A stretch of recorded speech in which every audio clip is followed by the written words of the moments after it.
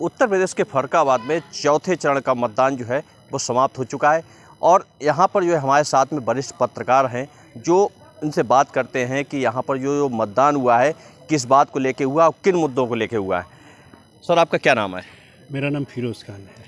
Sir, ये यहाँ पर जो मतदान हुआ है किन मुद्दों को लेके हुआ है? देखिए, ये चौथे चरण में फर्रुखाबाद में मतदान संपन्न हुआ है।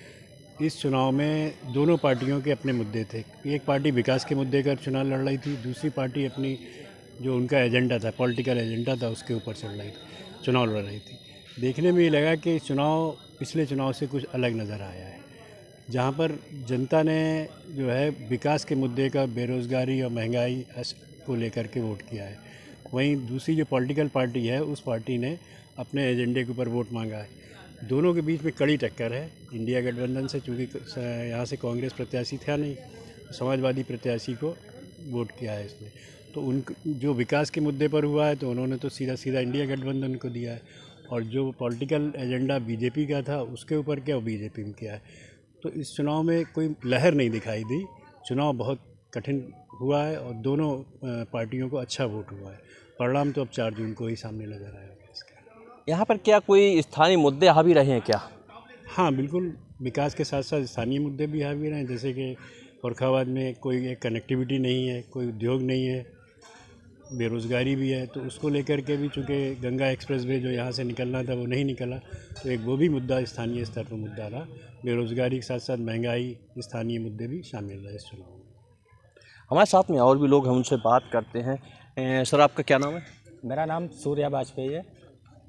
सूर्य जी, ये बताइए कि यहाँ पर जो है आपने पूरा जो है ये लोकसभा सीट पूरा घूमा हुआ है, पूरा आपने कवरेज किया है, तो आपको कैसा लग रहा है? क्या मतलब ये किस प्रकार के मुद्दे रहे और किस प्रकार जो है कौन सी पार्टी जो फाइट में है? देखिए, मैं आपको बताऊं, फर्रुखाबाद का चुनाव इस बार जो है 2014 और 2019 के चुनाव जैसा चुनाव नहीं है, क्योंकि इस चुनाव में जिस तरीके से एक पूरा माहौल क्रिएट हुआ है, 2019 में जिस तरीके से बीजेपी की एक क्लीन स्वीप के साथ में, जैसे बीजेपी के जो सांसद थे मुकेश राजपूत ने जो एक बड़ी जीत दर्ज की थी, तकरीबन 1.5 लाख वोट के आसपास जो था वो उन्होंने जीत दर्ज की थी। लेकिन इस बार जो है यहाँ फर्रुखाबाद में जातिगत समीकरणों के आधार पर यहाँ की स्थिति बहुत ही अलग है। सबसे बड़ी बात है क्योंकि जिस तरीके से समाजवादी पार्टी ने जो कैंडिडेट उतारे हैं वो सब जातिगत आंकड़ों पर आधारित हैं। देखिए, सबसे बड़े फर्रुखाबाद जनपद में 3 जो वोटर हैं वो सबसे अहम भूमिका निभाते हैं। पहला मुस्लिम, दूसरा यादव, तीसरा साक्या। अब पता लगा साक्या वोटर जो है वो जो है उसी के जातिगत आंकड़ों के तहत जो है नवल किशोर साक्या को यहाँ पे उतारा गया। तो कहीं ना कहीं ये इस बार जो था चुनाव पूरी तरीके से बीजेपी और समाजवादी पार्टी के बीच में एकदम कांटे की टक्कर है।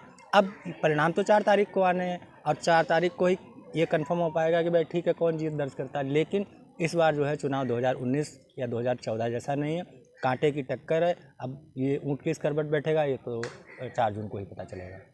जो यहाँ के भाजपा सांसद हैं वो बराबर कह रहे हैं कि हमारी जो है कि 4 लाख से ज़्यादा की मतलब जीत होगी, तो उसको लेके आप क्या कहेंगे? देखिए, ये एक कार्यकर्ताओं में, भारतीय जनता पार्टी कह लीजिए चाहे समाजवादी पार्टी कह लीजिए, ये कार्यकर्ताओं में एक जोश भरने का एक तरीका है। ठीक है, जैसे बीजेपी ने 400 पार का नारा लगाया, ठीक है, लेकिन ज़मीनी हालत क्या है वो तो आप साफ देख सकते हैं किस तरीके से। क्या वही एक तो इस बार सबसे बड़ी बात रही कि इस बार मुद्दे जो थे वो हावी रहे, बेरोजगारी, भ्रष्टाचार, उसके बाद में जो एंटी इनकम्बेंसी 10 साल से व्यक्ति कहाँ तक जो है सबसे मेन बात आ रही कि योगी और मोदी के चेहरे की बात लगातार की जा रही थी। ठीक है, अब क्या है कि आदमी कनेक्टिविटी तो सांसद के साथ में है ना, सरकार से डायरेक्ट व्यक्ति नहीं अप्रोच कर सकता है, वो प्रतिनिधि इसीलिए चुनता है ज़िले में कि भाई ठीक है वो उससे कनेक्टिविटी हो। जब प्रतिनिधि की कनेक्टिविटी पब्लिक के बीच में नहीं होगी तो कहीं ना कहीं इसका परिणाम चुनाव पर देखने को मिलता है। और जैसा कि फर्रुखाबाद में दिखाई दिया, मैं आपको बताऊं, अलीगंज हो गया, कायमगंज विधानसभा हो गई, अमृतपुर विधानसभा हो गई, फर्रुखाबाद सदर विधानसभा हो गई और भोजपुर विधानसभा हो गई। मैं 5 विधानसभाओं में पूरी तरीके से पूरे दिन, जिस दिन वोटिंग चल रही थी, मैं 5 विधानसभा में था।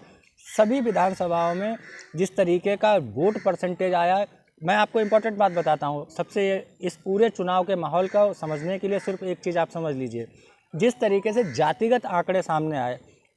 आप देखिए, अमृतपुर विधानसभा में क्योंकि ग्रामीण सेक्टर लगता है पूरा, वहाँ पर वोटिंग परसेंटेज ज़्यादा है। कायमगंज में वोटिंग परसेंटेज ज़्यादा है। अमृतपुर में, अलीगंज में वोटिंग परसेंटेज ज़्यादा है। जबकि जिसको देखा जाए भारतीय जनता पार्टी का कैडर वोट शहरी क्षेत्र का होता है।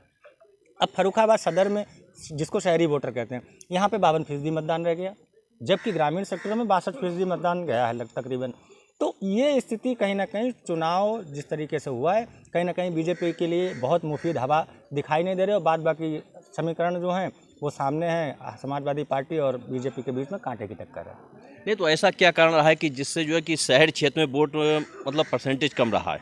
देखिए, एक चीज़ है कि 10 सालों से सरकार है, कार्यकर्ता, जब तक आपका कार्यकर्ता एक्टिव नहीं होगा, और कार्यकर्ताओं के साथ में ये इस बार चुनाव में हर जगह देखने को मिला है। फर्रुखाबाद छोड़ दीजिए, जो अन्य ज़िले भी हैं, फर्रुखाबाद में भी वही सेम कंडीशन थी। दूसरी बात, जो जातिगत आंकड़ों पर जो ध्रुवीकरण हुआ है, बहुत सारे इस बार फर्रुखाबाद जनपद में सबसे इम्पोर्टेंट भारतीय जनता पार्टी का कैडर वोट, जिसको हम लोग कुर्मी कहते हैं, कुर्मी वोट जो था वो कैडर वोट माना जाता है। लेकिन इस बार इस चुनाव में, चौथे चरण के फर्रुखाबाद जनपद के चुनाव में, ये कुर्मी वोटर भी स्विंग हुआ है। मान के चलिए, बहुत, मैं पूरी मात्रा में नहीं कहूँगा, लेकिन हाँ 30 से 40% जो है कुर्मी वोटर भी डाइवर्ट हुआ है। तो ये जो डाइवर्जन हो रहा है, ये डाइवर्जन किसके पाले में जाएगा, ये 4 दिन को ही पता चल पाएगा। आइए हम और लोगों से बात करते हैं कि मतलब ये कि सर क्या नाम है आपका? आलोक त्रिवेदी। आलोक जी, ये बताइए कि यहाँ पर जो वोट पड़ा है तो किन मुद्दों को लेके पड़ा है और क्या जनता की समस्याएं रही हैं? देखिए, जनता की समस्याएं तो बहुत सी रही हैं, कई मुद्दों को लेकर वोट भी किया है। किसी ने महंगाई और बेरोजगारी पे वोट किया है, तो किसी ने राष्ट्रवाद पे वोट किया है।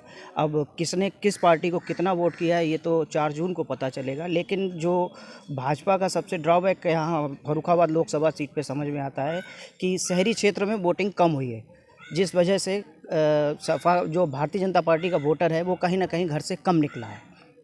नहीं तो आपको क्या लग रहा है कि मतलब जो है कि इसमें जो है कि वोट बैंक किसका मतलब अच्छा रहा? जो पहले जो बीजेपी की वोट ज़्यादा गिना जाता था कई मतलब उसमें, अब की वोट जो है कि बीजेपी से खसकता हुआ दिखाई दे रहा है। देखिए, इस बार जो समाजवादी पार्टी ने यहाँ प्रत्याशी उतारा है वो काफ़ी सूझबूझ के साथ उतारा है। आपको बता दें कि यहाँ से नवल किशोर शाक्य, तो जो पिछले चुनाव में 19 में अगर आप देखते हैं तो वो शाक्य वोट ज़्यादातर भारतीय जनता पार्टी को मिला।